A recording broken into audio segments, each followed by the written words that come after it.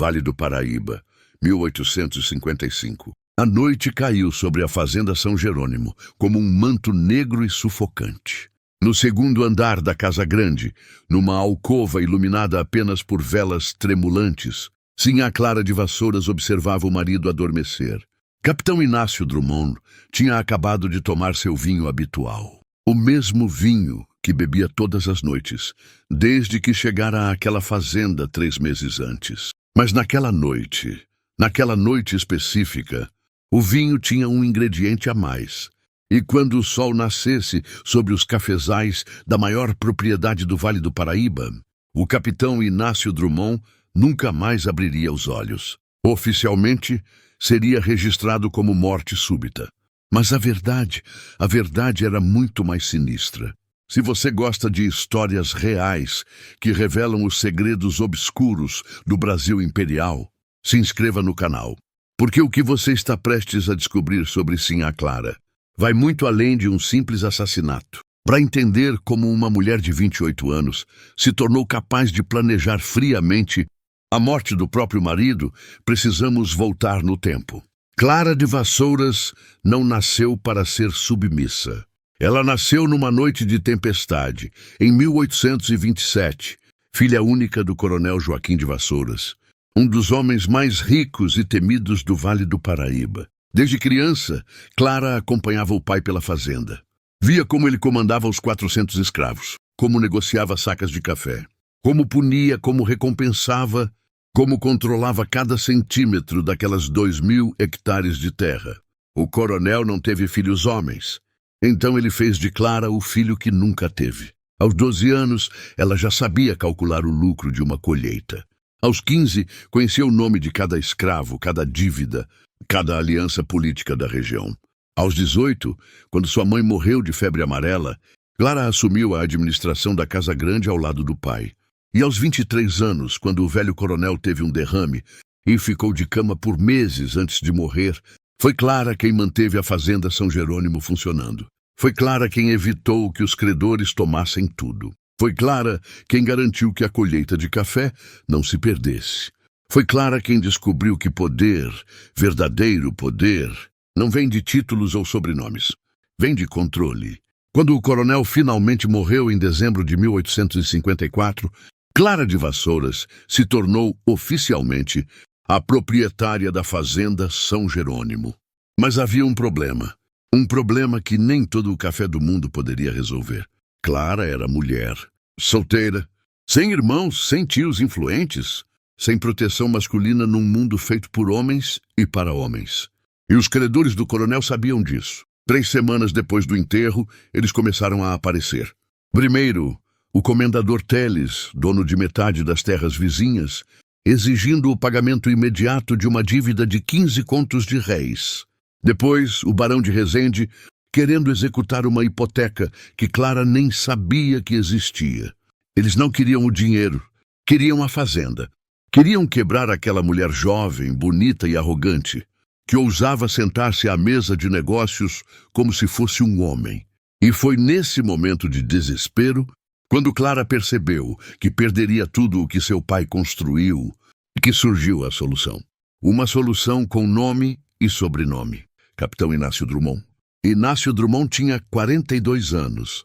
Era viúvo, sem filhos, e tinha acabado de voltar da Guerra do Prata, com o bolso cheio de ouro e a reputação manchada de sangue. Diziam que ele tinha torturado prisioneiros. Diziam que tinha executado desertores do próprio exército brasileiro. Diziam que, quando a primeira esposa morreu, oficialmente de pneumonia, havia marcas roxas no pescoço dela que ninguém ousou questionar. Mas Inácio Drummond tinha 2 coisas que interessavam aos credores: dinheiro e disposição para assumir o comando de uma propriedade difícil. E assim, numa tarde de março de 1855, Clara de Vassouras recebeu uma visita. O comendador Teles, o barão de Resende e mais 3 homens poderosos da região apareceram na Casa Grande com uma proposta. Não era bem uma proposta, era um ultimato. Menina, você tem 2 opções.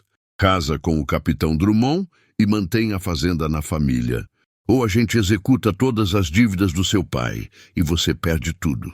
Você escolhe. Clara olhou para aqueles homens, para seus sorrisos satisfeitos, para a certeza que tinham de que ela não tinha escolha.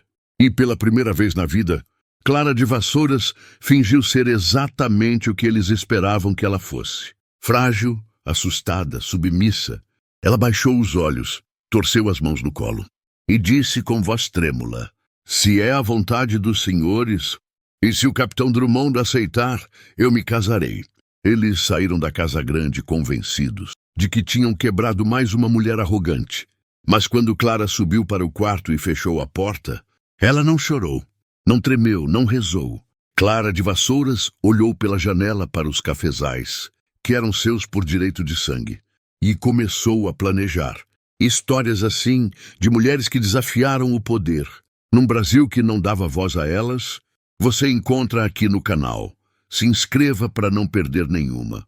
O casamento aconteceu numa manhã cinzenta de abril. Cerimônia rápida, sem festa, sem alegria. Clara usou um vestido preto, não branco, como se já estivesse de luto. E de certa forma estava. Quando o padre perguntou se ela aceitava Inácio Drummond como esposo, Clara respondeu com voz firme: "Aceito." Mas por dentro ela já sabia a verdade. Aquele casamento teria prazo de validade. Logo nos primeiros dias, Clara percebeu que tinha subestimado o capitão Drummond. Ele não era apenas violento, era estratégico. "A partir de agora, todos os livros de contas passam por mim. Todos os contratos, todas as decisões. Você não assina mais nada sem minha autorização." Clara tentou resistir. Tentou argumentar que conhecia a fazenda melhor que ninguém. A resposta foi uma mão pesada no rosto dela. Naquela noite, sozinha no quarto, com o rosto ardendo e o orgulho ferido, Clara entendeu algo fundamental. Inácio Drummond nunca a deixaria ter poder de volta.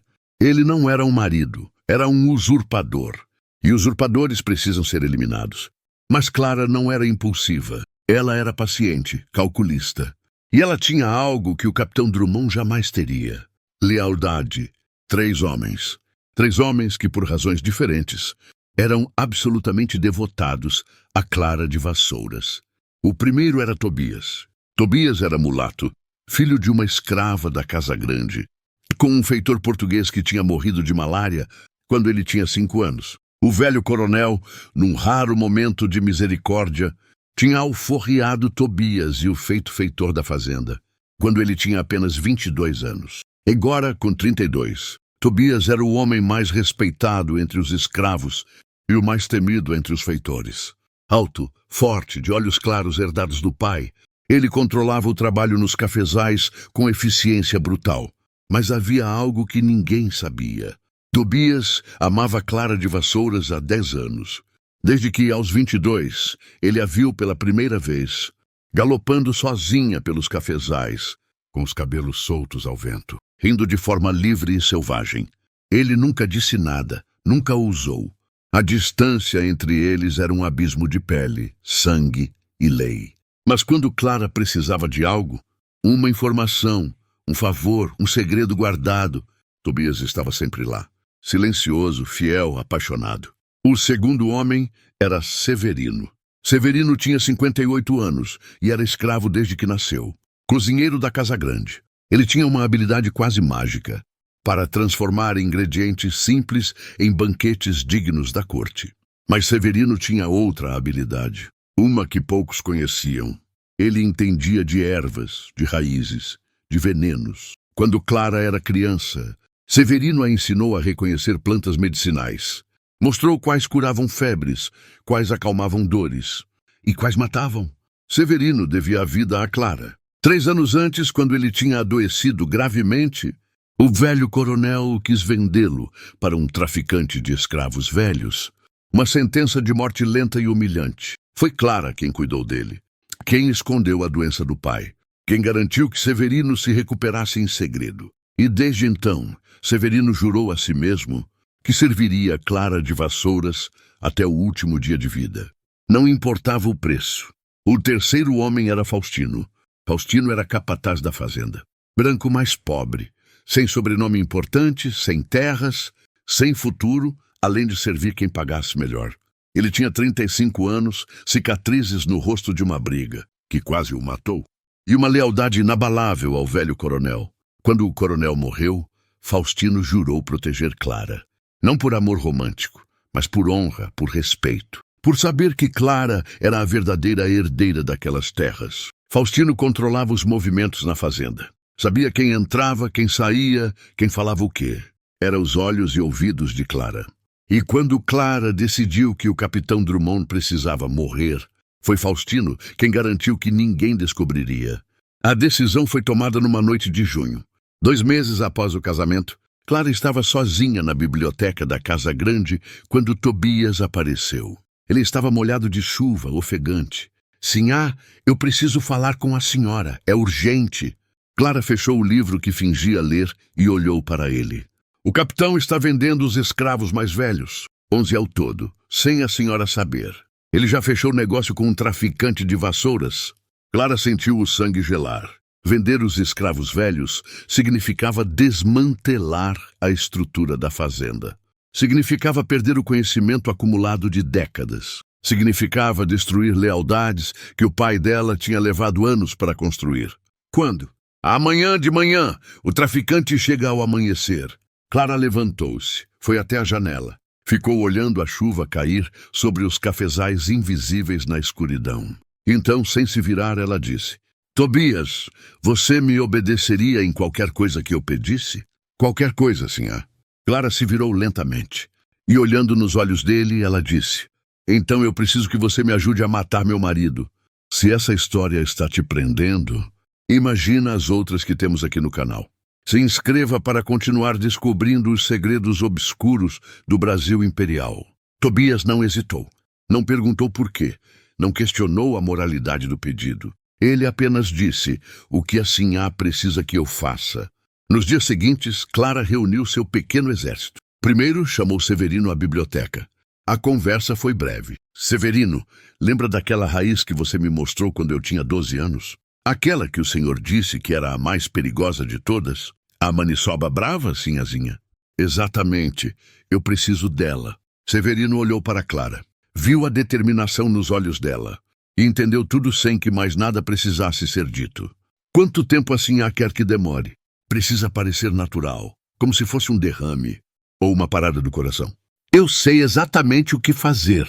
Depois foi a vez de Faustino. Clara o encontrou nos estábulos ao anoitecer.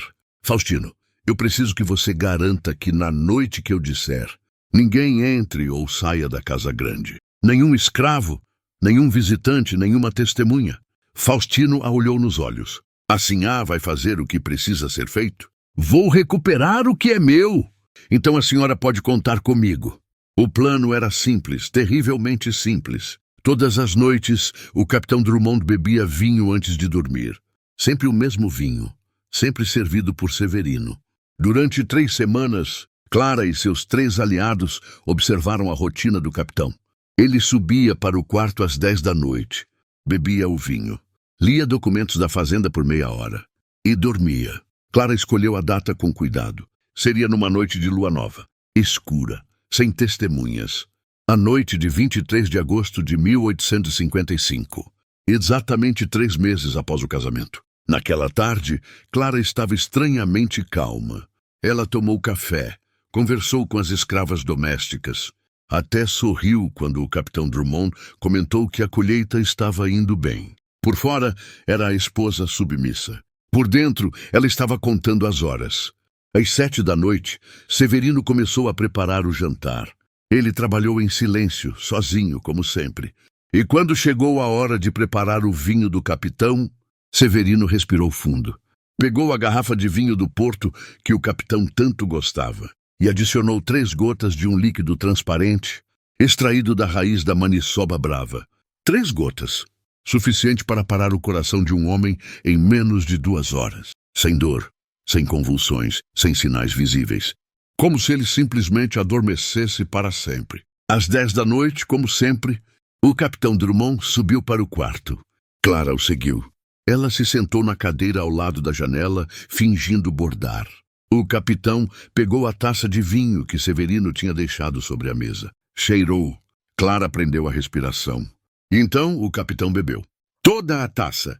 Por 40 minutos, nada aconteceu. O capitão lia documentos, fazia anotações, comentava em voz alta sobre a necessidade de comprar mais escravos. Clara bordava, ou fingia bordar.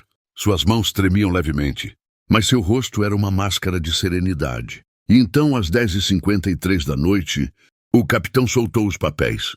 Eu estou me sentindo estranho. Clara levantou os olhos do bordado. Quer que eu chame alguém? Não, não é nada, só um cansaço. O capitão levantou-se, cambaleou levemente e foi até a cama. Ele se deitou.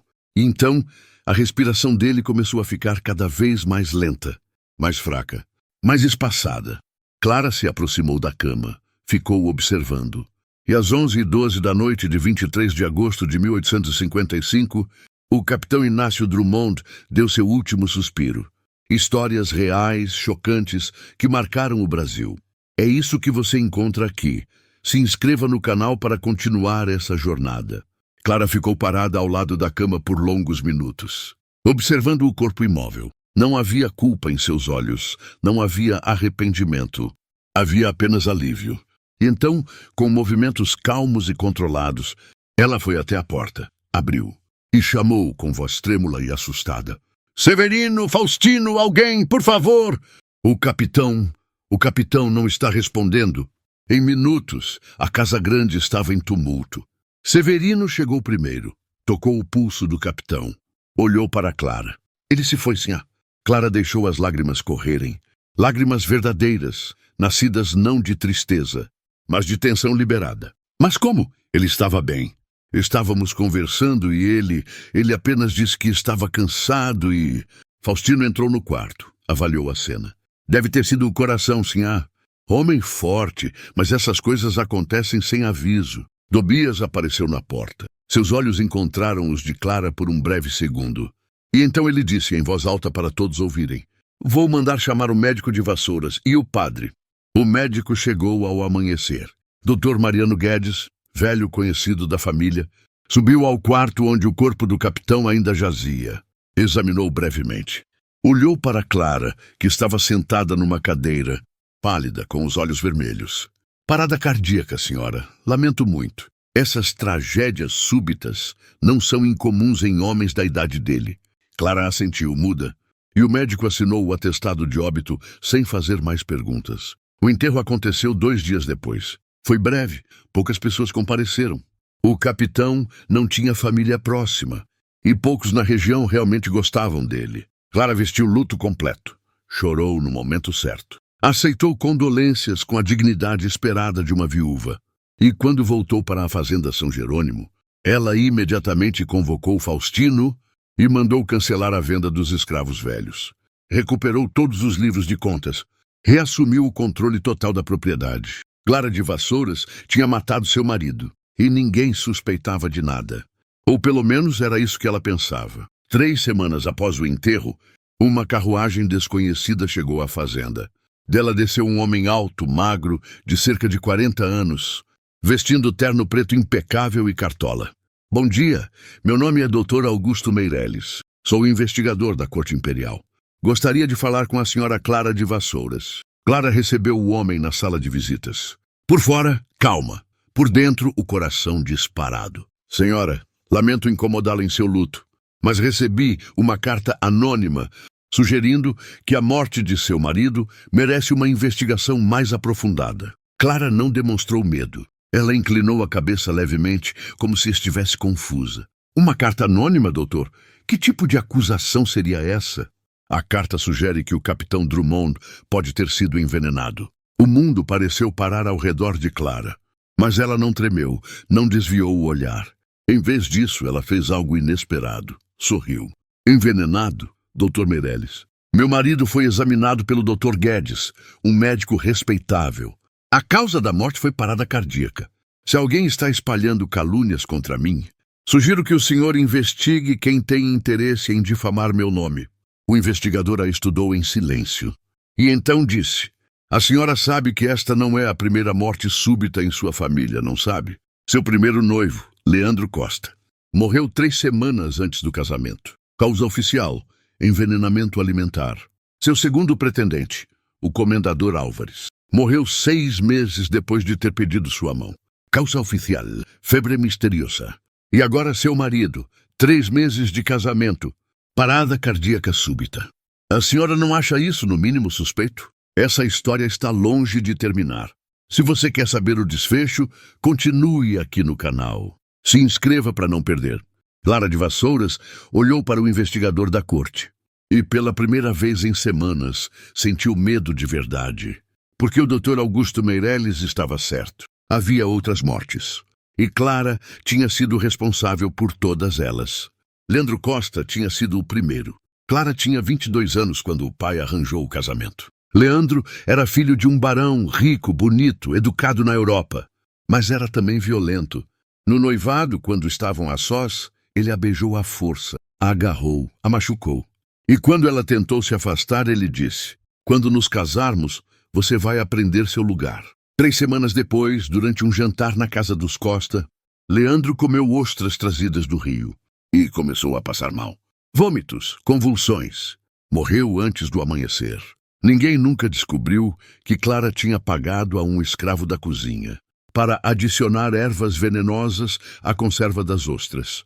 O comendador Álvares foi o segundo. 1 ano depois, o pai de Clara tentou casá-la novamente. Álvares tinha 58 anos, era viúvo 3 vezes e tinha a reputação de espancar as esposas. Clara aceitou o pedido. Mas 6 meses depois, o comendador adoeceu com uma febre estranha. Suores noturnos, delírios, fraqueza progressiva. Os médicos não conseguiram diagnosticar. Ele morreu em 3 semanas. Ninguém nunca descobriu que Clara tinha enviado a ele, como presente, uma caixa de charutos especiais. Charutos que Severino tinha preparado cuidadosamente, embebidos em uma infusão lenta de veneno. E agora, o Dr. Augusto Meireles estava conectando os pontos. Clara respirou fundo. E então, com voz firme, ela disse: "Dr. Meireles, eu perdi 3 homens, que deveriam ter me protegido. Isso faz de mim azarada, não criminosa. Se o senhor tem provas de algo, apresente-as. Caso contrário, sugiro que retire essas acusações infames antes que eu processe o senhor por difamação." O investigador sorriu friamente. "Provas, senhora de Vassouras, são exatamente o que eu vim buscar." Durante as semanas seguintes, o Dr. Augusto Meireles conduziu uma investigação minuciosa. Ele entrevistou os escravos da Casa Grande, conversou com Faustino, com Tobias, com Severino, examinou os livros de contas da fazenda, revisou correspondências, pediu exumação do corpo do capitão Drummond. Clara observava tudo com aparente tranquilidade, mas por dentro estava calculando. Ela sabia que seus 3 aliados jamais a trairiam. Tobias morreria antes de dizer uma palavra. Severino tinha destruído todas as ervas comprometedoras. Faustino tinha garantido que não houvesse testemunhas. Mas havia algo que Clara não tinha previsto. Alguém tinha visto. Alguém tinha escrito a carta anônima. E esse alguém estava prestes a se revelar. Foi numa tarde de setembro que o Dr. Meireles voltou à Casa Grande. Ele tinha um papel na mão e um sorriso vitorioso no rosto. "Senhora de Vassouras, eu tenho aqui uma confissão. E acredito que a senhora vai querer ler." Clara pegou o papel, leu e sentiu o mundo desabar ao seu redor. A confissão era de Zulmira, uma jovem escrava da cozinha, de apenas 16 anos, que tinha sido violentada pelo capitão Drummond 2 semanas antes de sua morte. Zulmira tinha visto Severino preparando o vinho naquela noite. Tinha visto as 3 gotas caindo na taça. E assustada, confusa, ela tinha escrito uma carta anônima para a corte. Não para denunciar Clara, mas para proteger Severino, que ela via como um avô. Mas agora, pressionada pelo investigador, ela tinha confessado tudo. Essa reviravolta mudou tudo. E o que vem agora é ainda mais chocante. Continue aqui no canal para saber o desfecho. Se inscreva para não perder. Clara de Vassouras foi presa em 2 de outubro de 1855, junto com Severino, Tobias e Faustino. Zulmira foi mantida sob custódia como testemunha.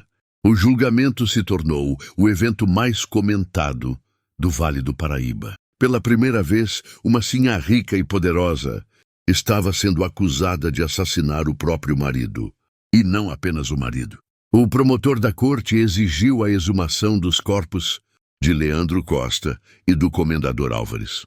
E em ambos os casos, médicos legistas encontraram vestígios de veneno preservados nos ossos. Clara de Vassouras tinha matado 3 homens. E agora, o Império do Brasil queria vê-la pagar. O julgamento durou 3 semanas. Clara sentava-se no banco dos réus, vestida completamente de negro. O rosto pálido, mas sereno. Ao seu lado, algemados e humilhados, estavam Severino, Tobias e Faustino. O promotor apresentou as provas. A confissão de Zulmira. Os vestígios de veneno nos corpos exumados. Os testemunhos sobre as mortes anteriores. Então, ele fez a pergunta que ecoou por todo o tribunal. Por que, senhora de Vassouras? Por que matar 3 homens? Por poder, por ganância, por pura maldade? Clara levantou-se lentamente. Todos os olhos no tribunal se voltaram para ela. Então, pela primeira vez em meses, ela falou. Maldade? O senhor me acusa de maldade? Leandro Costa era um homem violento que disse que me ensinaria meu lugar quando nos casássemos. Ele me machucou no próprio noivado. E eu deveria ter me casado com ele? Deveria ter esperado até que ele me matasse? O comendador Álvares tinha 58 anos e 3 esposas mortas nas costas. Todas, dizem os rumores, espancadas até a morte. E eu deveria ter sido a 4ª. E o capitão Drummond?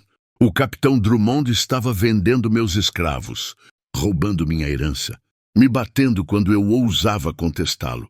Ele estava destruindo tudo o que meu pai construiu. E eu deveria ter ficado calada? Eu sou uma assassina, sim, não nego. Mas me digam vocês, senhores do tribunal, quantos homens neste império matam suas esposas, suas escravas, suas filhas, e nunca respondem por nada? Eu matei para sobreviver. Eu matei para proteger o que era meu. E se isso faz de mim uma criminosa aos olhos da lei, então que assim seja. Mas não me chamem de má, porque o verdadeiro mal está neste sistema, que obriga mulheres a escolher entre submissão e morte. O tribunal ficou em silêncio por longos minutos. Alguns homens baixaram os olhos. Algumas mulheres choraram, mas a lei era clara. Em 28 de outubro de 1855, o júri pronunciou o veredito. Clara de Vassouras foi considerada culpada de 3 assassinatos premeditados. Severino foi condenado como cúmplice. Tobias e Faustino como auxiliares. A sentença foi lida pelo juiz com voz solene. Clara de Vassouras, você é condenada a 30 anos de prisão. Seus bens serão confiscados pela coroa.